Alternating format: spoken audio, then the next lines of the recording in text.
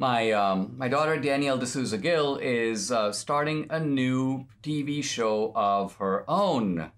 This is a little intimidating for me. I now have competition within the family. But this is going to be a weekly show, and it's sponsored by the Epoch Times. So Danielle, maybe start by telling people, because not everyone may know, what's the Epoch Times and what do they do? Epoch Times is a paper. They do a lot of investigative reporting. They have a lot of journalists, but they're also starting this streaming platform called Epoch TV, where you can see different shows, different people talking about different issues. So my show will be called Counterculture with Danielle D'Souza Gill, so you can hear all about how we'll be fighting back against the radical left's culture, and that will premiere July 4th. So stay tuned. And Epoch Times looks, what I think is so cool is it looks like a bunch of conservative Chinese, people of Chinese origin, but strongly opposed to the communist government of China and opposed to communism and socialism in general.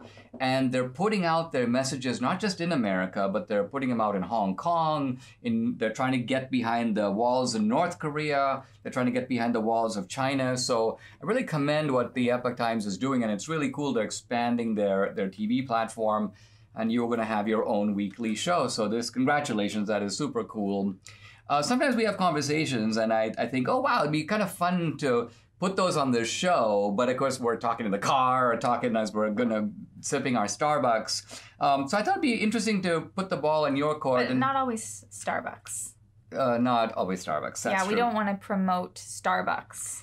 Yeah, in fact, I just read that Starbucks, when they put their woke messages on their website, they're getting such a torrent of abuse. And in general, I don't approve of this kind of torrential abuse, but I think this is very necessary. You got to send a message to these corporations that, listen, make coffee. You know, you're not in business to tell us all about our social problems or our voter integrity laws. You know, you've got a bunch of very strange people behind the counter, and presumably they're good at being baristas, so do that. Yes, exactly. Okay, so it's your turn to ask me a question. We're going to do our Q&A segment, but we're going to do it in-house. So yes, I'm coming up with the question. So I thought it would be interesting to ask you, we've seen so much moral decay. We've seen our society go to such a dark place with Hollywood, what people are learning in schools. And just in general, it seems like people have turned away from morality. And I know that, at least for me, I've always thought this kind of went back to the 1960s, and that in the 1960s is when this cultural revolution took place, and the 1950s was when we still had a more good America. That's kind of, when the greatest generation was younger and so on. So I wanted to ask you, do you agree with this theory? Is there more to the story? Did the disintegration happen a little bit earlier, later? How would you kind of explain that? Well, I think that this idea, on the one hand, I think it's wrong to say that America sort of had this straight line moral society from the founding all the way to the 60s, and then suddenly, mysteriously, there was like a collapse. That doesn't make any sense. The virtues of the so-called greatest generation, this is the generation of your grandparents, for example, the generation that came of age in the Depression and World War II, is that their virtues were built by those catastrophic events. You could almost say that their virtues were cultivated in scarcity and war. Let's remember that before this generation, F. Scott Fitzgerald talks about the rollicking 1920s, and morality wasn't exactly in a high station in the 20s. Even if you read The Great Gatsby, it's not as debauched as the 60s or today, but you nevertheless have this kind of casual approval of adultery, all this kind of bad stuff going on, and Fitzgerald seems to take a merely aesthetic view of it. So I guess what I'm trying to say is that I think that one sees, as one goes further back into American history, there is social fragility, and there are currents of immorality. The sort of bohemians that we see today existed even a century ago, but they didn't exist all over society. They existed in Greenwich Village. They existed on the left bank of Paris. They were at the Sorbonne. They were in little pockets of society, and you had free love communities, and I'm sure there were all kinds of people, men dressing up as women, and all this nonsense was going on. but the large body of Americans were insulated from it. And I think the big change has been that this kind of perverted subculture has now broken out into the mainstream culture. Okay, so you're saying it's not really the 1960s, it was earlier, you mentioned the 1920s.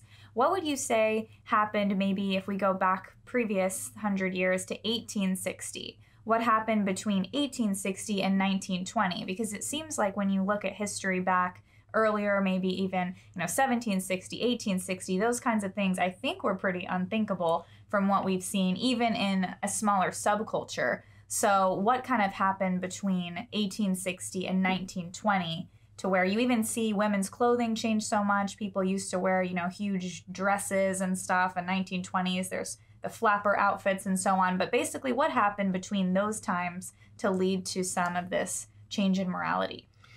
Well, I think that if you go back to the late 19th century, which is about 1850 to 1900, you begin to see the rise of explicit atheism that is riding the coattails of this new phenomenon that can be called Darwinism. Suddenly, this idea that man is evolved from other species, that there's no necessary assumption of a God that made man. This begins to really take hold in the culture. Educated people come to believe we don't really need to believe in God. And even the Victorians, who are very conservative in their manners, were nevertheless, many of them had given up faith in God. This is the point of Matthew Arnold's famous poem, Dover Beach. He talks about the receding sea of faith. And one of the prominent Victorians said something like, when I think about God, unbelievable. She goes, when I think about the next life, indefensible. But when I think of morality, absolute. So the Victorians are trying to hang on to morality, but they're cutting the ground out from under it, the transcendent ground, the idea that morality is supplied through conscience by God. One other just brief observation, and that is the catastrophic effect of World War I. Remember, unlike World War II, the good war, we defeated the Nazis, concentration camps, everybody knows why we fought that war. But World War I was a terrible war, fought in trenches. People would sit in deep pools of water for weeks. And they would lose 2,000 men to gain 10 yards. And so 2 million Germans died and a whole huge catastrophic losses in the British, the French. And so I think what happened is after World War I, there was a sense that this flower of Western civilization, before World War I, you could use words like valor. A horse was called a steed. People said things like, verily I say to you, and so on. So this was the old language. And if you think about it, it's the language of chivalry. It's the language of knights. It's the language of knights in medieval armor. This began to be replaced by irony. So now if you said something like verily, people will think, really? They start laughing. Because our mode, which is the post-World War I mode, is cynicism. Whenever we hear someone make a moral claim, we think, oh, that guy's a hypocrite. He doesn't really believe it. Let's look and see what he really does. And so all of this kind of I would call it low, cunning, know-it-all, wink-wink, ironic way of thinking. This is a legacy, I think, of the carnage of bodies produced by World War I. Wow. What do you think would be the biggest change? Because when I look back at revival, religious revival, because we want another great American religious revival to Christianity, those happened after or around the time of the American founding and then the Civil War. So why is it that after World War I, it almost had the opposite effect, where people didn't instead turn to God, they turned away from God? Yeah, you get the sense in World War I that there was a lot more questioning of God than there was of turning to God. There was a group of poets, kind of called the angry poets of World War I. And essentially what struck them, I think part of it was the sense of futility.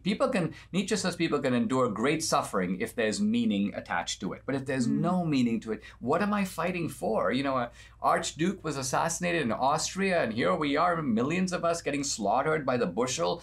This sense of anomie, of confusion, I think, turns people away from God because they feel like no one is in charge of our spiritual destiny. No one is guiding our lives. We're kind of left on our own.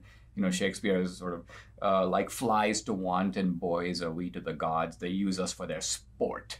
So this makes people not even so much disbelieve in God as angry with God. And feel there's a sense of meaninglessness and purposelessness. So we have to try to create, or at least point people towards the meaning in suffering and in everything, since that was sort of lost at that time. Absolutely. Thank you.